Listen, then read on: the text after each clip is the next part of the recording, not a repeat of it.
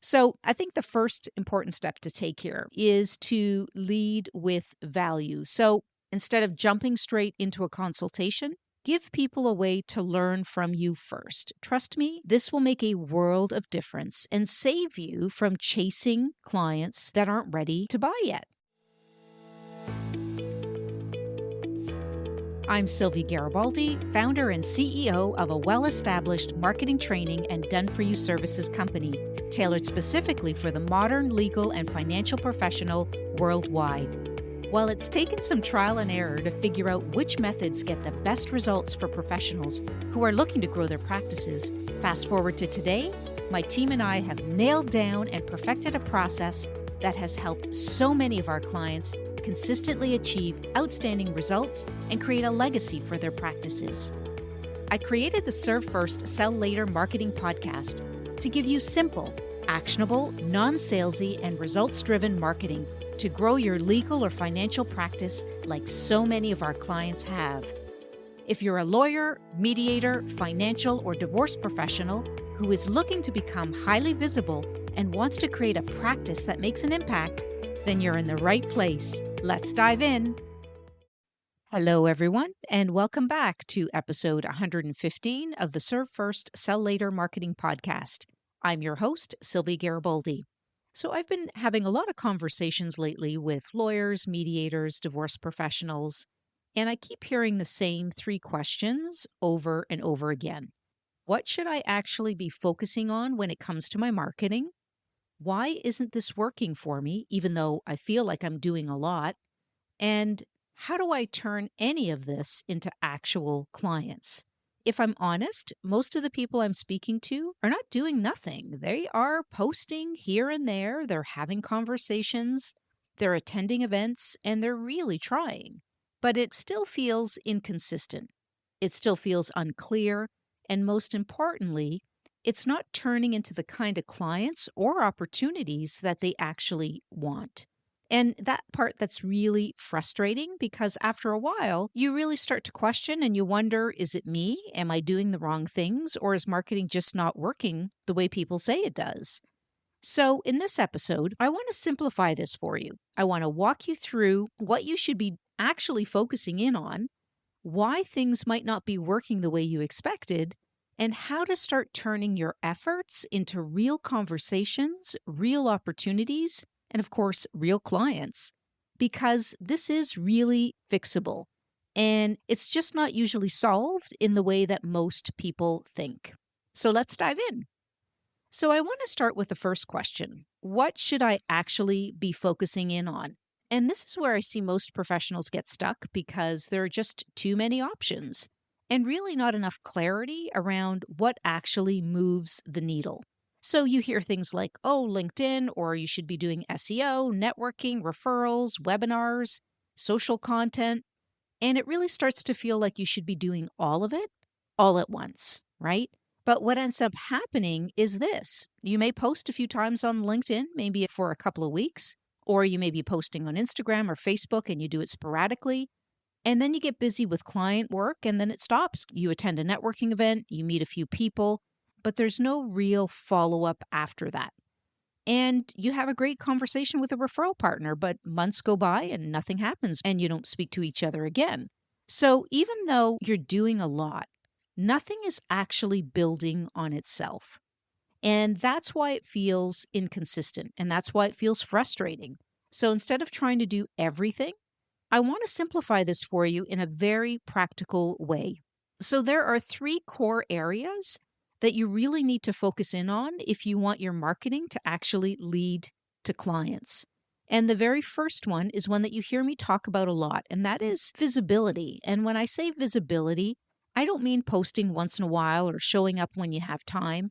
I'm really referring to showing up in a way where people start to see you regularly and recognize your name. So, for example, this could look like a family law lawyer sharing one or two posts per week about real situations that they're seeing with clients. Or maybe it's a mediator or an arbitrator talking about common challenges in high conflict parenting cases.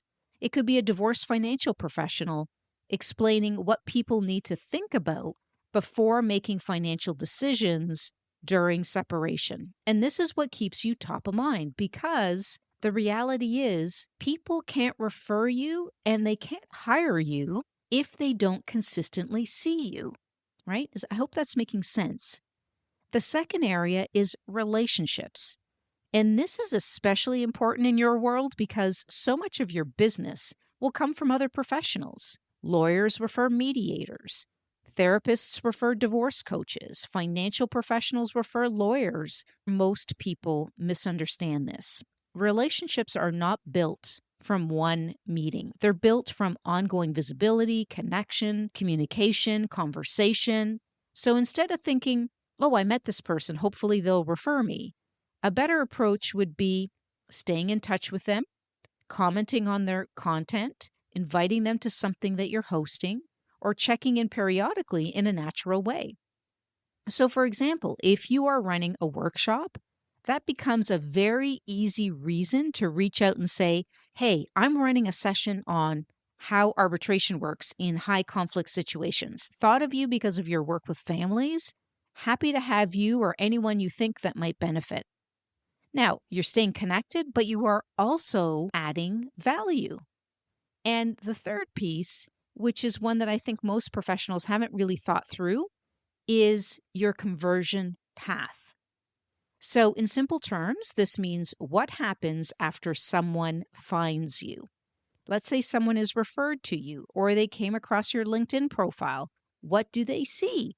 Do they immediately understand who you help, what situations you handle, whether you're the right fit, and most importantly, do they know what to do next?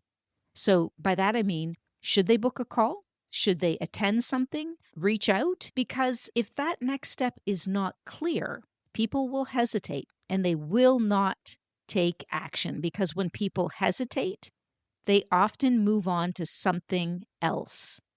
Now, there's also another layer I want to add here because this is what really brings everything together. And that is you need one central place, one core marketing asset. Okay. And that should be something that all of your marketing points to. And this is where I see a big shift when professionals will start to actually get traction. So that marketing asset could be something like a monthly workshop where you educate people on a specific topic, a webinar series, maybe for referral partners or end clients, a podcast where you share your insights and experiences, a guide or a resource that you consistently share and maybe update. It could be a book, right? But the question here is this. It's not something that you do once and then move on from. Okay, so let that sink in for a moment. This is a marketing asset. It's something that you build your thought leadership around. So, for example, if you run one workshop a month, now your social media content can naturally lead into that workshop on an ongoing basis. Your conversations with referral partners can include inviting them or their clients. And then when someone is unsure about working with you, instead of pushing for a call, you can say, hey, you might find this helpful.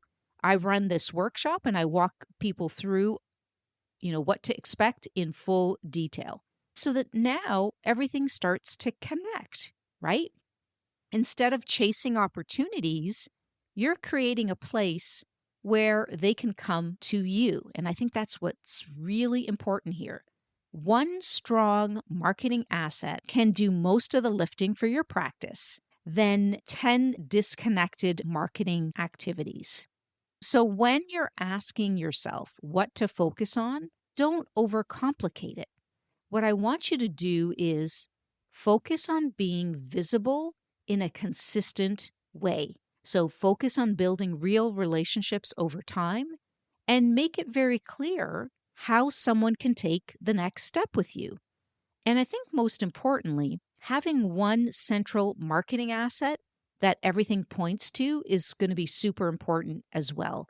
And as I said, you can build your following, you can build your audience all around that one key marketing asset. And people will come to expect to see the marketing asset, to be able to maybe listen to it if it's a podcast, If it's a book, to read it. So really being clear on what is that marketing asset? What does it look like? And what can you commit to on an ongoing basis? Because that's what turns effort into momentum. So the next question I hear all the time is this: why isn't this working for me? Okay. This is a popular one. I'm not going to lie.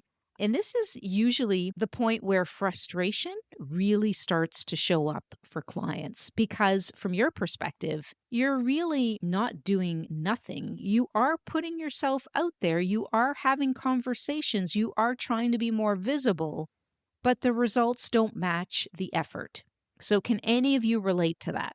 And I think after a while, it really starts to feel confusing and overwhelming and maybe discouraging. But here's what I want you to understand. In most cases, it's not that your marketing is not working, it's that something in your approach is not aligned. So I tend to see three common breakdowns. So the first one that I see a lot is that your positioning maybe is not clear enough. This is a big one. A lot of professionals will say things like, I'm a family lawyer, I'm a workplace mediator, I help people through divorce. And while that may be true, it's not specific enough for someone to immediately recognize that you're the right fit for their situation. Because from a client's perspective, their situation feels very specific and very unique to them. So they're thinking, hey, this is a high conflict situation, or there are complex financial issues involved here that, may keep people up at night. There are parenting challenges that feel overwhelming. So when your messaging stays general, it doesn't fully connect. So here's a simple shift that you can consider engaging in, and that is talking about the types of situations that you handle most often and get specific. Share the details of the type of situations that you are encountering. Share examples of the types of cases or challenges that you regularly see, and being more specific about who you help and how, what your process looks like, and how you can take them to the other side or get them to achieve the result that they're looking for. Because when someone sees themselves in what you're saying, that's when things start to click. Okay, so the second breakdown area that I see a lot of is that you may be visible, but it's not consistent enough. So the second issue or the second breakdown here is consistency. And we see this all the time, posting maybe once a week and then maybe not posting again for another 2 or 3 weeks. So you get busy at work and things just stop. Or you go to a few networking events, you have a few great conversations, and then nothing really continues after that.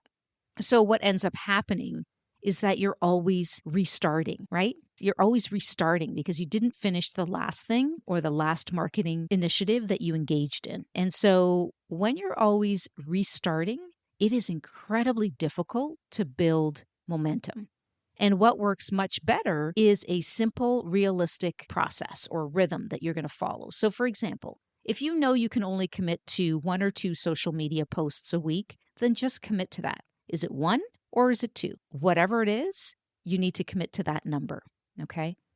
Is it 1 workshop or 1 session per month? Is it a few intentional touch points with referral partners every single week? So not everything, just enough to stay visible and consistent, because consistency builds familiarity and familiarity builds trust. So the third breakdown I see is that nothing is connected. So what do I mean by this? And this is probably one of the most important areas of improvement that is definitely necessary. And that is that a lot of professionals are doing the right things, but they're doing them in isolation. So your content is not connected to anything. Your conversations don't lead anywhere specific. Your website is there, but it's not actively helping move things forward. So it's a little bit random, and your positioning, your messaging, all your social platforms, it's not all connected. And when things feel random, results are usually going to be pretty inconsistent. So I think what works much better is when everything starts to connect in a simple way. Let me share an example. Let's say you are a workplace mediator and you run a monthly workshop. Now, your LinkedIn content can naturally lead into that workshop, You can share insights, examples, and client questions that relate to that topic.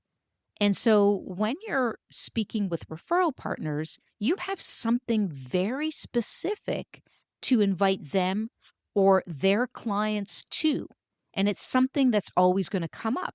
You can actually create a wait list for your webinar or workshop. So just thinking about how it's all tied together. And so when someone is referred to you, instead of immediately pushing for a consultation, you can guide them to something that helps them understand your approach first. And then after the workshop, you're going to follow up with the people who attended. So now you've really created this simple flow, if you will. People see you, they engage with your content, they attend something, and then they take the next step. And that's connected, and that creates momentum. This is really the key idea that I want you to take from this section is that when your marketing isn't working, it's usually not because nothing works, it's because nothing is working together. And once you start connecting the pieces, things become much more clear, much more consistent, and of course, leads to really good results. All right, so if you're listening to this and you're thinking, this makes sense, but I'm not sure how to translate this into a system that actually works for my practice, that's exactly what we do to support our clients at SG & Associates. We work with lawyers, mediators, and other trust-based professionals to design marketing systems that are realistic, sustainable, and aligned with how their practice actually operates, and not systems that rely on constant posting or nonstop kind of effort. And that usually means clarifying where your visibility should live, how to stay consistently connected with referral partners, and of course, how to reinforce your authority without adding more to your plate. So if this would be helpful, you can book a free strategy call with me. We'll look at what's working, what isn't, and what needs to be simplified, and map out a clear path forward. If this is you, you can find the link in the show notes. Okay, so now let's move into the third question. And that is, how do I actually turn this into clients? Because I think this is where a lot of professionals get stuck. Because you might be getting visibility, you might be having some good, solid conversations, you might even be getting referrals, but it's still not consistently turning into real clients. And I think where it's important to understand is that attention does not equal conversion. Okay. I want to repeat that because this is a pretty important point. Attention does not equal conversion. Just because someone sees you or even hears about you, it's not to say that they're ready to move forward yet, right? And in today's environment, people don't make decisions the same way that they used to. Before a referral might have been enough for a conversion. Someone says, oh, you need to speak to this mediator or this financial professional. And that was often the end of the decision process. Today, this is just the beginning of the conversation. The referral is just the beginning of the conversation. And I dedicated a whole podcast to this. And so people will look you up online. They will read your content. They will visit your website. They're going to try to understand how you think and how you work before they even pick up the phone to call you, even though you come highly recommended. And then people decide whether they're going to be comfortable taking the next step. So I think the question becomes, how do you support that process in a way that naturally leads to clients? So what works best here is a shift away from trying to get the client instead of focusing in on helping them understand, trust, and really feel comfortable first. And that's what I call the serve first approach, hence the name of the podcast, right? So I think the first important step to take here is to lead with value. So instead of jumping straight into a consultation, give people a way to learn from you first. Trust me, this will make a world of difference and save you from chasing clients that aren't ready to buy yet. So this could be, as I mentioned before, a workshop where you explain how your process works, things that they need to know that's important about the problem they're trying to solve. It could be a session where you walk them through common mistakes that people make. It could be, social media content, videos that answers questions that your clients are already asking. So, for example, a divorce mediator could run a session on what to expect when communication has broken down, or a arbitrator could explain what people often misunderstand about separation agreements. So, instead of selling, you are helping, and that builds trust much faster. So the second step is to make it very clear and easy for them. So this is where a lot of opportunities get lost. Someone reads your content or attends an event or listens to your podcast, and then nothing happens. Not because they're not interested, but because they're not sure what to do next. So you want to make that step very clear. So, for example, if this resonates with you, take the next step and book a call.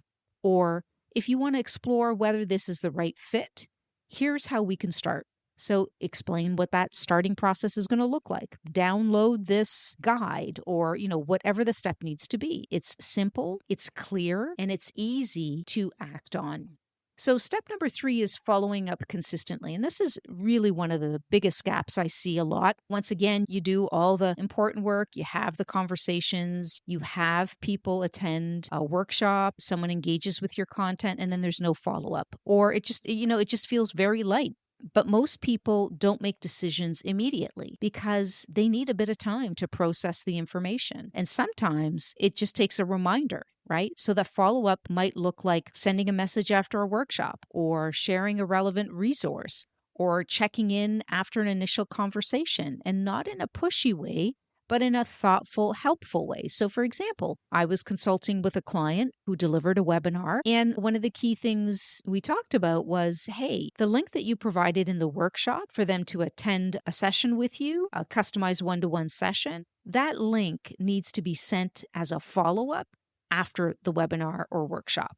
And so that was like an aha moment for the client. They're like, oh my goodness, I'm glad I took that step because yes, I did get people who wanted to book a meeting with me, all because you took that follow-up step, right? That they sent the link. So really important, it's these small details that can really move the dial. So step number 4 is make your expertise visible. And once again, this ties back to everything that we've been talking about. So when someone is considering working with you, they want to feel confident in that decision. And one of the main ways that they do that today is by looking at what you've already shared, your content, your insights, the way you explain things. So if your expertise is not visible, it's much harder for someone to move forward. And when it is visible, you're no longer starting from zero in that conversation. So the referral might open the door, but what people see next is what determines whether they walk through it. So when you put all of this together, it's not about doing more. It's really just about creating a simple, connected process where people find you, they learn from you, they begin to trust you, they know exactly how to take the next step. And that's what turns marketing into clients. And when you take what I just said and you do this consistently, you are creating serious momentum. So, as we wrap up this episode, I don't want to leave you with more ideas. I just want to leave you with a simple way to move forward because the goal here is not to go out and do 10 new things after listening to this episode. The goal is to do a few things, but to do them with more clarity and intention. So here's a simple way to do this. So over the next 30 days, I want you to focus on just 3 things. One is choose your anchor. Decide on one thing that you're going to build around, where your thought leadership is going to be forefront. And not 5 things, but just one. And as I said, that could be your workshop that you want to run once a month. Maybe it's a series of articles that you're going to be posting on LinkedIn that are all interconnected. Something that gives your marketing a center of gravity, because once you have that, everything else becomes much easier. You also want to show up consistently, even if it's simple, right? You don't need to be everywhere, but you do need to be visible enough that people remember you. And so it's important to keep it simple, not complicated, but just consistent. Have those few meaningful conversations every single week, or reach out to those referral partners every single month. You know which ones you're reaching out to, and you do that consistently. And the third thing I think is just to make it easier for people to move forward with you. And so take a look at your current process and ask, if someone finds me today, what would they actually have to do next? And if that answer is unclear, then you need to simplify it. Give people one clear next step, not 5 options, not vague language, just one. And when you do just these 3 things consistently, you will start to see a shift, not overnight, but steadily. Because the truth is, most successful professional practices, they don't grow because of one big breakthrough. They grow because of small, consistent actions that are all aligned. And that's really what I want you to take away from this episode. You don't need more strategies. You don't need to be everywhere. You just need a clearer path and the discipline to stay with it. And if you've been thinking and listening to this episode and you're saying, I've been doing a lot, but it's really not coming together for me, then that's exactly the kind of situation we help many professionals work through. So if this is you, feel free to book a call. You can find the link in the show notes. And as always, thank you very much for listening, and I'll see you in the next episode.